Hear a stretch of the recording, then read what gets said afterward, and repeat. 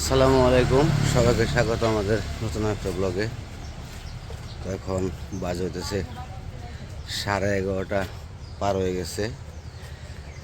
তো আমার শরীরের অবস্থা মোটামুটি এখন আগের সাথে একটু ভালো। তো পায়ের ব্যথাটা একটু কম ছিল, তো আবার একটু একটু বাড়তেও লাগে, কমে বাড়ে।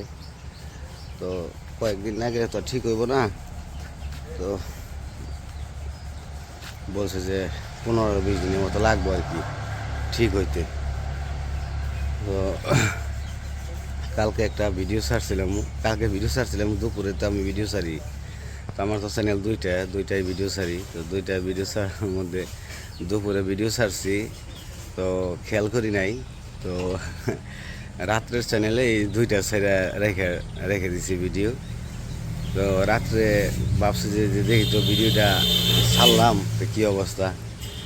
তো এখন দেখি যে চ্যানেলে ভিডিও নাই।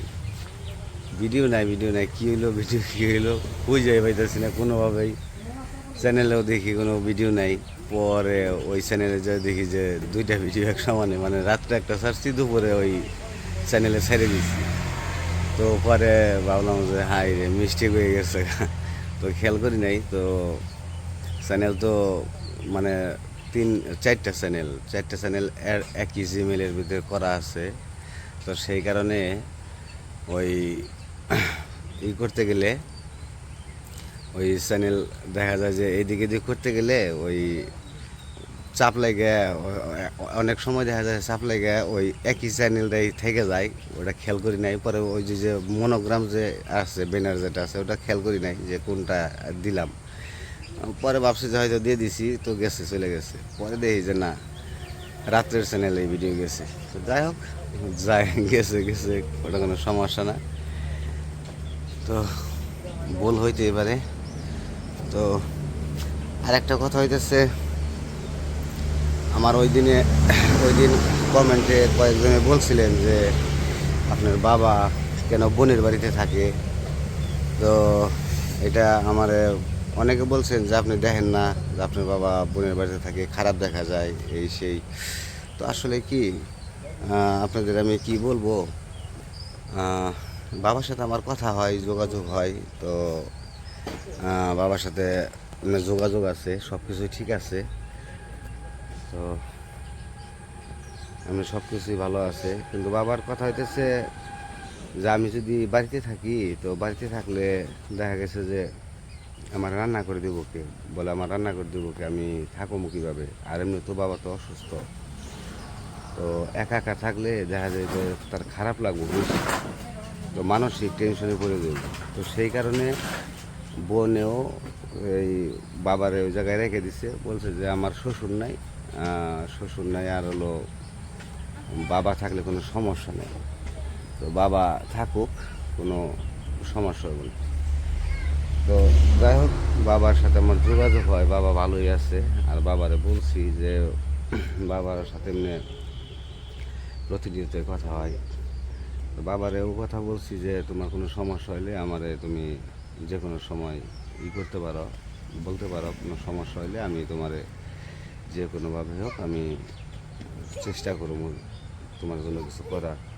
তো বাবা বলছে যে সমস্যা নাই, তুমি সব কিছু ঠিকঠাক করে ঘর টর দাও, তোমার ঘরটা আগে ভালোভাবে হোক। তোমার ঘর হইলে তোমার বাড়িতে আমি যাবো তোমার দেখতে, তোমার ঘরটা দেখতে যাবো আমি। তো আমার বাবা আসবো। তো একবার আসছিল, ভিডিওতে দেখাইছিলাম, অনেকে খারাপ বলছিলেন যে টাকার জন্য নাকি আমি ভিডিওতে দেখাইছি, কিন্তু না। তো আপনারা অনেকে মনে করেন যে আমার বাবার সাথে যোগাযোগ নাই, কিংবা বাবা আমার দেখতে পারে না, এই সেই। তো আগে যা হয়েছে সব কিছুই হয়েছে ভুল বোঝাবুঝি। আগে যা হয়েছে সবই ভুল বোঝাবুঝি, এটাই হচ্ছে কারণ। তো আমার বাবা ভুল বুঝতে পারছে। তো আমার বাবা আমার সাথে কথা বলে, প্রতিনিয়ত কথা বলে। তো আমার বাবা যদি আসে, আমি হয়তো বা ভিডিওতে দেখাইতে পারবো না, কিন্তু আমার বাবা আমার দেখতে আসবো, আমার বাড়িতে আসবো, আমার ঘর দেখতে আসবো। তো আমার বাবা প্রতিনিয়ত খোঁজ খবর নেয়, আমার ঘর কেমনি কী হইলো, কোন পর্যন্ত হইলো, সব কিছু খোঁজ খবর নেয়। আমার ছেলে সন্তান কেমন আছে, আমিও খোঁজ খবর নেই, সব কিছুই ঠিকঠাক আছে। তো যাই হোক, আমার বাবা এই কারণে বোনের বাড়িতে থাকে, কারণ তারে দেখার মতো তো বর্তমানে কেউ নাই। তো ওইদিকে দেখবো কি, সেই জন্য বোনে রান্না বান্না করে এখানে থাকে, খায় দায়। তো ওই জায়গায় আনন্দে আছে, রোডের পাশে বাড়ি, সব কিছুই মানুষজন আছে। মানুষজনের ভিড়ে থাকলে দেখা যায় যে তার মন মানসিকতাটা ভালো থাকবো। তো সেই জন্য তার আর কোনো পেশায় যাওয়ার চিন্তা ভাবনা করে। তো আমি যে পর্যন্ত বেঁচে আছি, আমার বাবার আমি দেখুন, আপনারা হয়তো বা মনে করেন যে আমার বাবার আমি দেখি না, কিংবা আমার বাবার খোঁজখবর নেই না। তো আমার বাবার খোঁজখবর প্রতিনিয়ত নেওয়া হয়। আমার বাবার আমি যে পর্যন্ত বেঁচে আছি, আমার বাবার আমি দেখুন। তো সেই আগের মতোই, আমি কোনো দিন বদলাই নাই, আর বদলামও না, আমি আগের মতোই আছি। তো যাই হোক, আমি যে কাজ করতেছে, দেখি কি কি কাজ করে। তো কালকে ওই যে উপরের ছাদের যে বাউন্ডারি, ওটা প্লাস্টার করা হয়েছে। আর বারান্দা তো ওই যে আগেই করছে, ওটা ডালাই দিয়ে রেখে গেছে। আর যে এই পাশে আবার বারান্দার যে ইটা করব, ডালাই করব। তো সেই জন্য আবার যে কাজকর্ম ভাড়া টাড়া বানতেছে, শুরু করতেছে। তো এই বারান্দাটা ঢালাই হইলে তারপরে এই যে কলম ঢালাই করছে, আর এই যে কলমটা ঢালাই করব, এই কলমটা ঢালাই হয়ে গেছে। তো এই নাক বারান্দা হয়ে যাইব। তো এই নাক বারান্দা হয়ে গেলেই আমরা চলে যাব তারপরে যে টাইলসের কাজে, টাইলস করা শুরু করে দিব। তো অপেক্ষায় আছি যে কাজটা শেষ হইলেই আমরা একটু মুক্ত হইতে পারি। তো আপনারা অনেকেই বলতেছেন যে কবে ঘরে উঠবেন, কবে ঘরে উঠবেন, কাজ শেষ হয় না কে? আসলে শেষ হয় না কে, এটাই আমাদেরও আসলে খারাপ লাগতেছে। শেষ হইলে আমরাও একটু চিন্তামুক্ত হইতে পারি।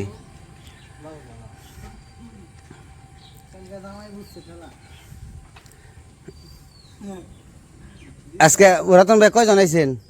3 জনই। তোমরা কাম করো না একজনও? না তোমাকে তো দিয়ে দিছে, তোমরা তো কাম করবাই। তুমি এখন আইছো, আমাকে ফোন দিছে মাথা ওরা তো বিপদ দিব না, আমার তো আছে।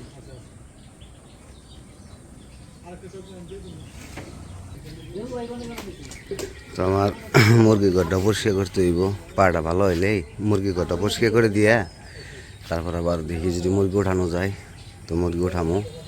তারপর তো 7টা মুরগি আছে।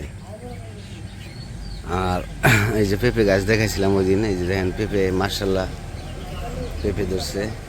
তো আমাদের আর কিনে খাইতে হবো না, আল্লাহ যদি রকম করে আর কি। তো পেঁপে ধরতেছে, গাছটাও খুব সুন্দর, মার্শাল্লাহ সুন্দর হয়েছে।